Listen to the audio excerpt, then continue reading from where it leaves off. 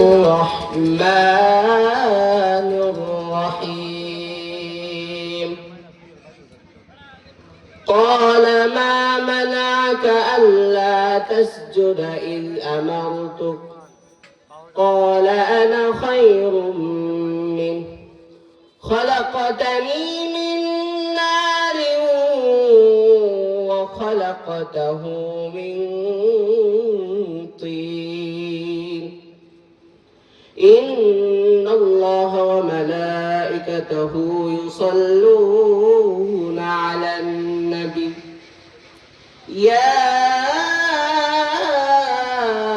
أيها الذين آمنوا صلوا عليه وسلموا تسليما اللهم صل على محمد وعلى آل محمد كما صليت على إبراهيم وعلى آل إبراهيم إنك حميد مجيد اللهم بارك على محمد وعلى آل محمد كما باركت على إبراهيم وعلى آل إبراهيم إنك حميد مجيد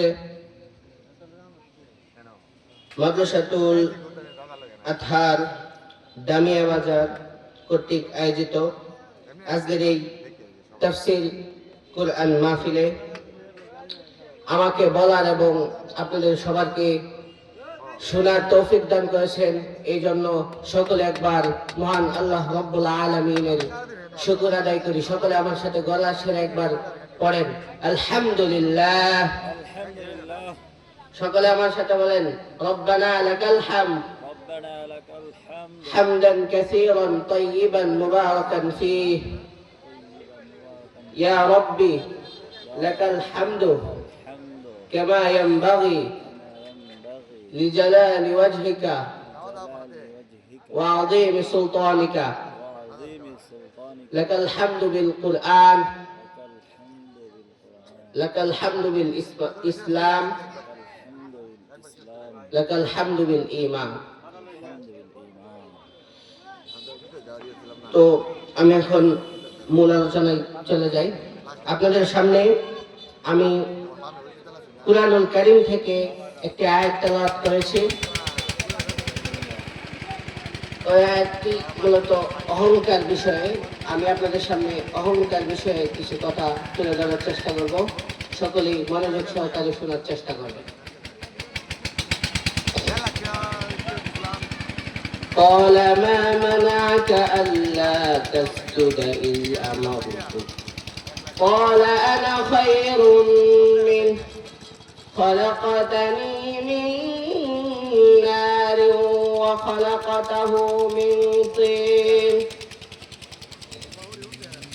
আজ পর্যন্ত যারা এই পৃথিবীতে অহংকার করেছে তারা কেউ বেশি দিন টিকে থাকতে পারে নাই তার উদাহরণস্বরূপ আমি যদি বলি ইবলিস আমরা কুরআন খুললেই প্রথমেই দেখতে পারি ইবলিস আদম আলাইহিস সালাতু ওয়াস সালামকে আল্লাহ রাব্বুল আলামিন তৈরি করার পরে প্রথমেই তাকে বলেন হে আদম তুমি ওদেরকে সালাম দাও ওই ফেরেশতার দলকে তুমি সালাম দাও আদম আলাইহিস সালাতু ওয়াস সালাম কোনো প্রশ্ন করেন নাই আদম আলাইহিস সালাতু ওয়াস সালাম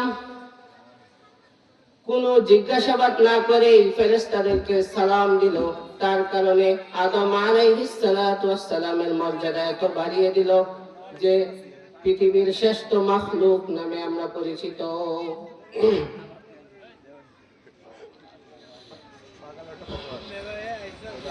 আদম আলাইহিস সালাতু ওয়াস সালামকে তৈরি করার পরে সকল ফেরেশতাদেরকে বলা হলো যে ফেরেশতা তোমরা আদমকে সিজদা করো সব ফেরেশতা সিজদা করলে একজন ফেরেশতা অস্বীকার করে কিন্তু সে তো ফেরেশতা না সে জিন জাতির মধ্যে একজন ছিল তার নাম আযাজিল ছিল আযাজিল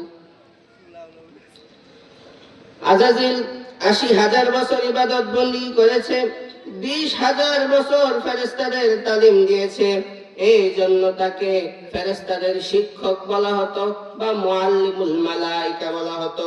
30,000 বছর আরশ বহনকারী ফেরেশতাদের বদান ছিল। 14,000 বছর একাধারে আরশ তাওয়াফ করেছিল। 40 বছর জান্নাতের কোয়ার্টার পাহারাদার ছিল। শুধুমাত্র একটা কথা বলার কারণে তার সকল আমলনামা, তার সকল জীবনে যত আমলনামা করেছেন সব 1 মিনিটে আল্লাহ তাআলা বাতিল করে দিল। শব্দটি হলো আনা খায়রুম মিন, আমি তার থেকে শ্রেষ্ঠ। অহংকার, আনা খায়রুম মিন, এই একটি মাত্র শব্দ বলার কারণে আল্লাহ তাআলা তাকে জান্নাত থেকে বের করে দিল। قال ما منعك ألا تسجد إذ أمرتك قال أنا خير منه خلقتني من نار وخلقته من طين। আল্লাহ বলেন, আমি যখন তোমাকে আদেশ করলাম ওই সময় তোমাকে কোন জিনিস বাধা দিল আমার আদেশ অমান্য করার জন্য? তখন ইবলিস বলল, হে আল্লাহ, আপনি আমাকে অগ্নি দ্বারা তৈরি করেছেন আর আদমকে কাদা মাটি দ্বারা তৈরি করেছেন। তার মধ্যে যে আগুন, আগুনের ধর্ম হলো উপরে ওঠা আর মাটির ধর্ম হলো নিচে পড়ে থাকা। সুতরাং আগুন শ্রেষ্ঠ, তার কারণে আমি মাটির কাছে কেন মাথা নত করব? তখন আল্লাহ তাআলা তাকে এই অহংকারের কারণে তাকে জান্নাত থেকে বের করে দেওয়া হয়। তারপরে যদি আমরা দেখি,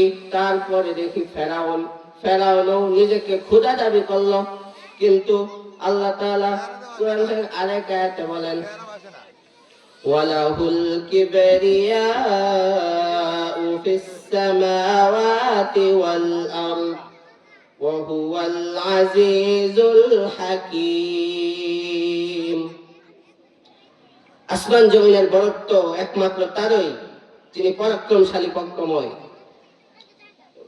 ফেরাউনকেও আল্লাহ তাআলা নীল নদে, লোহিত সাগরে, তাকেও আল্লাহ তাআলা ডুবিয়ে তার পাওয়ার যে পদে ছিল সেই পদটাকে নষ্ট করে দিয়েছিল।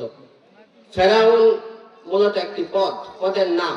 ফেরাউনের আসল নাম হলো রামসিস।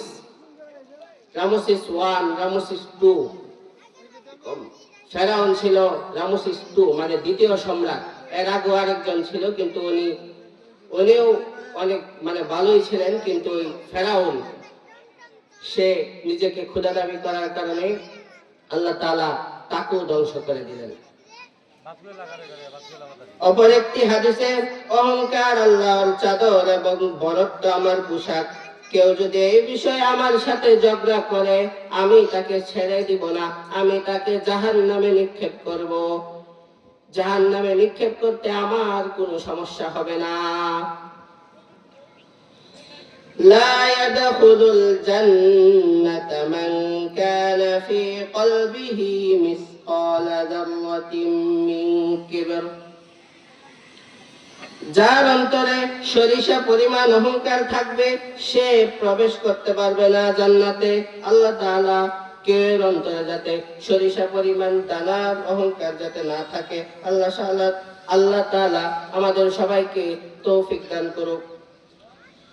এই জন্য হযরত মুহাম্মদ সাল্লাল্লাহু আলাইহি ওয়াসাল্লাম সব সময় একটি দোয়া পড়তেন, আল্লাহুম্মা জাআলনি সাবুরা ওয়াজআলনি শাকুরা ওয়াজআলনি ফি আইনি সাগীরা ওয়া ফি আ'ইনিন নাসি কাবীরা। হে আল্লাহ, তুমি আমাকে ধৈর্যশীল ও শুকরগুজার বান্দা বানাও। আমার চোখে আমাকে ছোট বানাও আর অন্যের দৃষ্টিতে আমাকে বড় করে দেখাও। আমরা সকলেই যাতে অহংকার থেকে বেঁচে থাকতে পারি, আল্লাহ তাআলা আমাদের সকলকে তৌফিক দান করুক। এই বলে আমি আমার বক্তব্য শেষ করছি। সকলে আমার জন্য দোয়া করবেন। ওয়া আখিরু দাওয়ানা আলহামদুলিল্লাহি রাব্বিল আলামিন। আসসালামু আলাইকুম ওয়া রাহমাতুল্লাহি ওয়া বারাকাতুহু।